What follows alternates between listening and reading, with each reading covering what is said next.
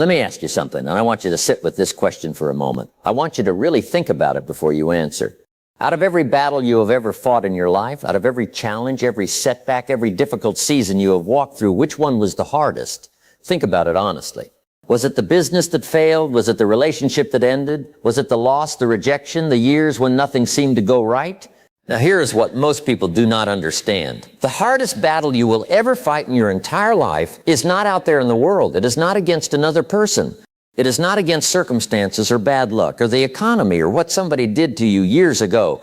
No, my friend, the hardest battle you will ever fight is the one happening right now inside of you. It is the war between who you are and who you are capable of becoming.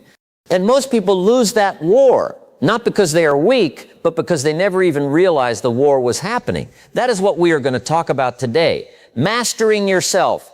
And I promise you, if you truly understand what I am about to share with you, nothing in your life will ever look the same again. There was a farmer years ago who had 2 fields. One field he tended every single day. He watered it, he pulled the weeds, he gave it attention and care. The other field he ignored. He said he would get to it when he had time, when things slowed down, when life was a little less busy. You can probably guess what happened. One field grew, the other one did not. And here is the lesson. Your mind is those 2 fields, and every single day you are deciding which one to tend. Think about it. Every morning when you wake up, you have a choice. You can feed discipline, or you can feed laziness. You can feed courage, or you can feed fear. You can feed clarity, or you can feed confusion. Whatever you feed grows stronger. Whatever you starve grows weaker. That is not philosophy. That is biology. That is the fundamental law of growth, and it applies to every human being on earth without exception. Most people, and I say this with compassion, most people spend more time managing their phone notifications than managing their own mind. They spend more time planning their vacation than planning their life. They spend more time worrying about what other people think than thinking about what they themselves truly want. And then they wonder why years go by and they feel stuck. They wonder why January always looks the same as December. They wonder why they have all these dreams but somehow never seem to reach them. Here is the answer. The outside world will only change when the inside world changes first. That is the foundation. That is where everything starts. Not with a new job, not with a new city, not with a new relationship, with a new you. Now let me tell you something about self-mastery that most people get completely wrong. They think it means being perfect. They think it means never losing your temper, never feeling afraid, never making a mistake, never waking up on a Monday morning and not wanting to get out of bed. My friend, that is not self-mastery. That is a fantasy. Self-mastery is not the absence of weakness. Self-mastery is the discipline to keep going in spite of your weakness. It is the courage to choose your response when everything inside you wants to react. It is the wisdom to know the difference between what feels good right now and what is good for you in the long run. I remember a story that changed my thinking completely. There was a young man who came to an old teacher and said, "I want to be great." The teacher looked at him for a long time and said, "Tell me, what do you do when you are afraid?" The young man said, "I push through it." The teacher nodded and asked, "What do you do when you are tired?" The young man said, "I keep going." The teacher asked one more question. "What do you do when you do not feel like doing the work?" The young man was quiet for a moment. Then he said, "Honestly, sometimes I do not do it." The old teacher smiled and said, "That is where greatness lives, in that gap. In that moment when you do not feel like it and you do it anyway, that is where masters are made." Think about it. Everyone shows up when it is easy. Everyone performs when they feel motivated. Everyone is disciplined when things are going well. But what about when they are not? What about at 5 in the morning when the alarm goes off and everything in you says stay in bed? What about when the work gets hard and the results take longer than you expected? What about when people around you do not believe in you and sometimes you wonder if you believe in yourself? The person you become in those moments, that is the real you. And the choices you make in those moments are building your life brick by brick, whether you realize it or not. Here's what I have observed over many years of studying human behavior. Most people do not fail because they lack talent. They do not fail because they were born in the wrong place or given the wrong circumstances. Most people fail because of one thing. They have never learned to govern themselves. They are not the captain of their own ship. They are passengers, and they are letting their moods, their emotions, their habits, their fears, and their old stories drive the boat. And then they wonder why they keep ending up at the same destination. Let me paint you a picture. Imagine 2 men. They both wake up at the same time on the same morning. The first man wakes up and immediately picks up his phone. He checks social media. He reads the news. He watches other people's lives for 45 minutes before his own day has even begun. By the time he gets out of bed, his mind is already scattered. He is already comparing himself to other people. He is already feeling slightly anxious and behind. He goes through his day reactive. He goes where the wind takes him. The second man wakes up at the same time. But before he reaches for his phone, he sits still for 5 minutes. He breathes. He thinks about what he wants to accomplish today. He reads something that challenges him. He writes down 3 things he is grateful for. He moves his body. And by the time he steps into his day, he is not reactive. He is intentional. He has already won the first battle of the morning, the battle against his own impulse. Now here's the question I want you to really sit with. Which man is going to build a better life? Not just today, but over 10 years, over 20? You see, the difference between those 2 mornings seems small, maybe an hour, maybe just a few choices, but multiplied over thousands of mornings, those small differences become enormous. The compound effect of daily self-discipline is one of the most powerful forces in the universe, and most people never tap into it because they keep looking for something dramatic. They keep waiting for the big break, the big moment, the big turning point. My friend, the big moment rarely comes. What comes instead is 1,000 small moments, and how you handle those small moments is what determines the size of your life. Now, I want to talk to you about something that I believe is the root of all self-mastery, and it is this: knowing who you are and knowing who you want to become. These are 2 different questions, and most people have never seriously answered either one.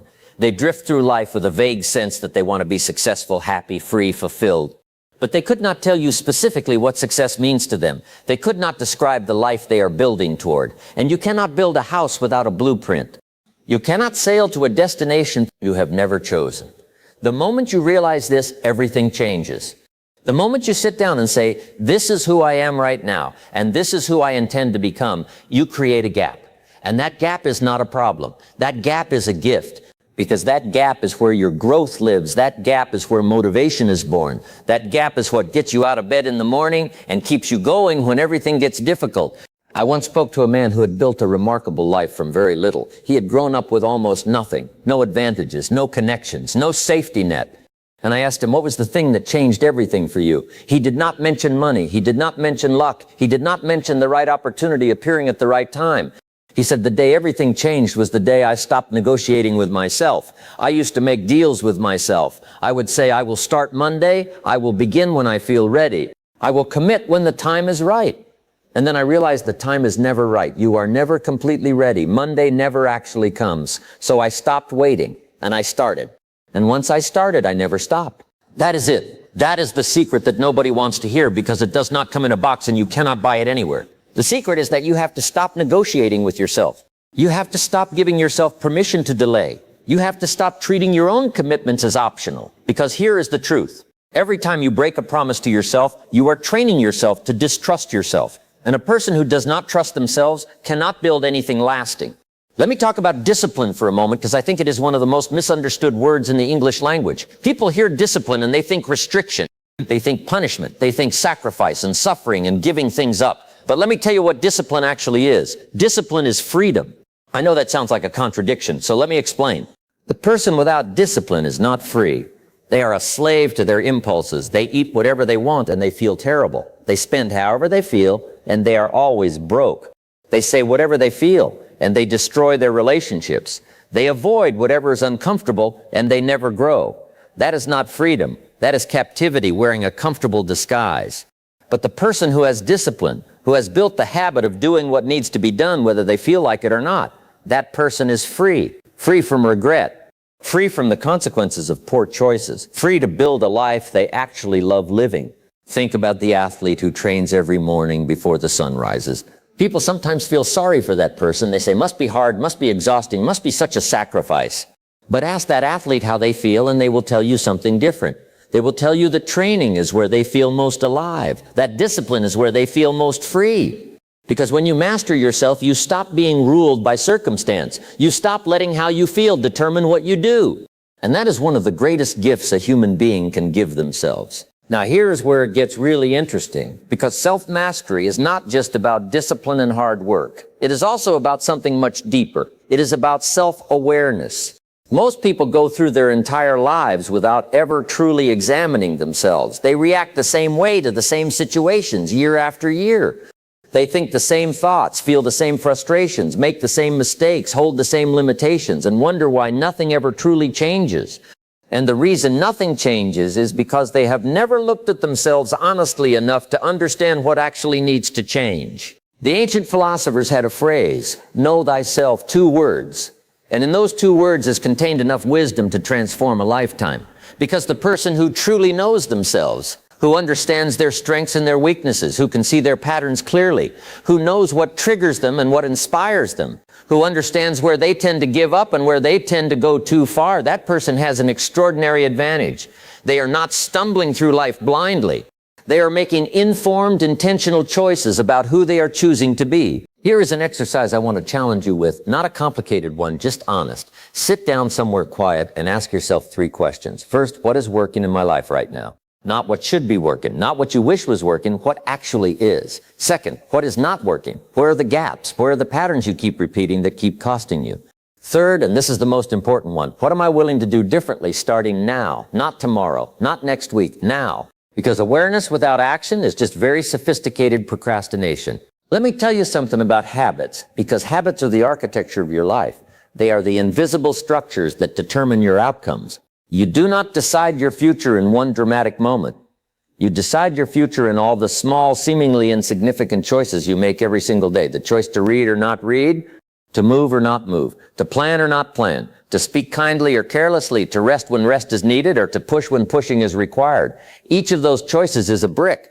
And day by day, you are building something. The only question is whether you are building it by design or by default. Here's what most people do not understand about habits. They think the goal of a habit is the outcome. They say, I want to exercise so I can lose weight. I want to read so I can learn more. But the real power of a habit is not what it produces. The real power of a habit is who it makes you. Every time you exercise when you do not feel like it, you are telling yourself, I am the kind of person who does what is hard. Every time you read instead of watching television, you are telling yourself, I am the kind of person who invests in their mind. Every time you keep a commitment to yourself, you are telling yourself, I am the kind of person who can be trusted. And when you become that person, everything else follows naturally. Identity is the foundation. Change your identity and your habits will follow. Most people try to do it the other way around. They try to force new habits without changing how they see themselves. And it rarely works because behavior always wants to be consistent with identity. So the question is never just, what do I want to do? The question is, who do I want to become? And then you start making choices from that place. Think about the eagle for a moment. The eagle does not flap its wings frantically to stay in the air. The eagle learns to find the thermal currents, the warm rising air, and it spreads its wings and it soars effortlessly for miles. Self-mastery is like that. In the beginning, it takes enormous effort. You are fighting gravity. You are fighting old habits. You are fighting the pull of who you used to be. But over time, as the disciplines become habits and the habits become identity and the identity becomes character, you stop fighting and you start soaring. And people look at you and they say, you make it look so easy. And they are right, because eventually it becomes easy. But not because it was always easy. Because you did it when it was hard until it became your nature. Now, I want to speak to you about something very tender, very personal. Because I know that some of you listening to this have been carrying something for a long time. A version of yourself that you are ashamed of, a past that you feel defines you, mistakes you made, things you did, seasons of your life where you lost yourself, and somewhere along the way you started to believe that this is just who you are, that you cannot change, that it is too late, that you have already made too many wrong turns. My friend, I need you to hear this. That is a lie. It is perhaps the most expensive lie you will ever believe, because your past is not your destiny. Your past is simply your history. And history, while it cannot be erased, does not have to be repeated. Every single day is a new vote. Every morning is a new election. You can vote for the person you used to be, or you can vote for the person you are choosing to become. But you have to understand that you have the vote. You have the power. And that power does not expire. It does not run out. It is available to you right now, today, in this moment. Some of the most extraordinary transformations I have ever witnessed happened in people who had every reason to give up. People who had fallen so far down they could barely see the light. People who had made choices they deeply regretted. People who carried wounds that had not yet healed. And what separated the ones who rose from the ones who stayed down was not talent, not circumstances, not luck. It was a decision. A single, fierce, uncompromising decision that said, I am not done. This is not my final chapter. There is more inside me than what has appeared so far, and I am going to find it. The moment you make that decision, the universe seems to shift. Doors appear that were invisible before. Strength surfaces that you did not know you had. People show up to help. Opportunities reveal themselves, not because the world has changed, but because you have. And when you change, you see differently. And when you see differently, you move differently. And when you move differently, you arrive somewhere different.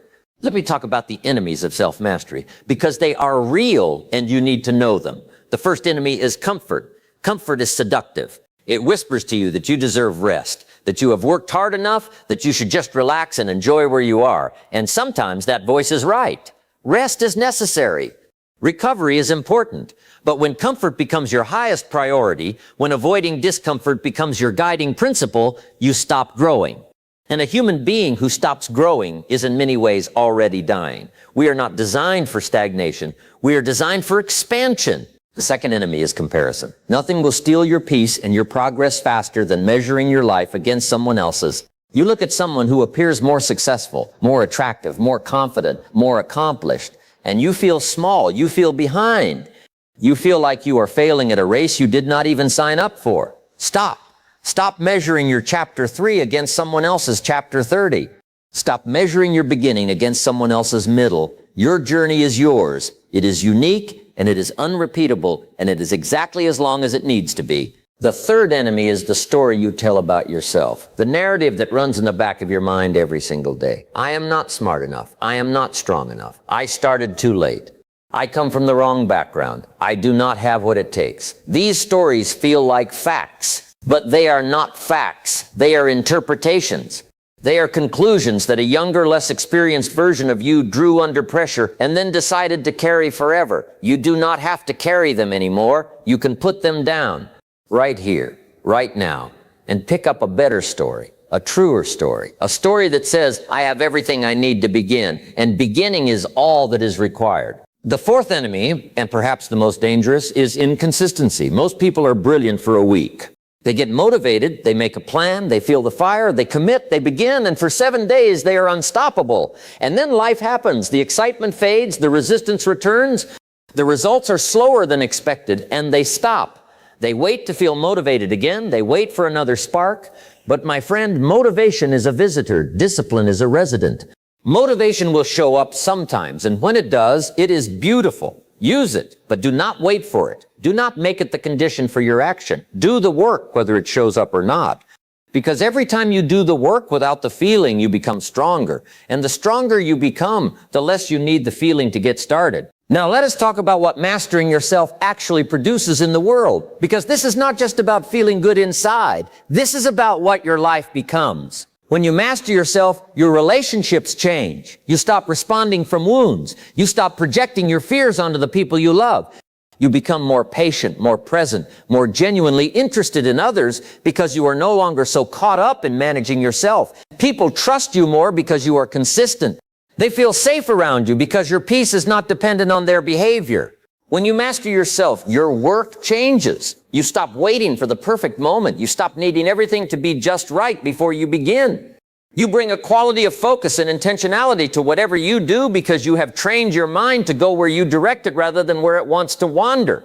And that quality of presence, that level of focus, that is rare. That is the difference between average work and extraordinary work. When you master yourself, your health changes.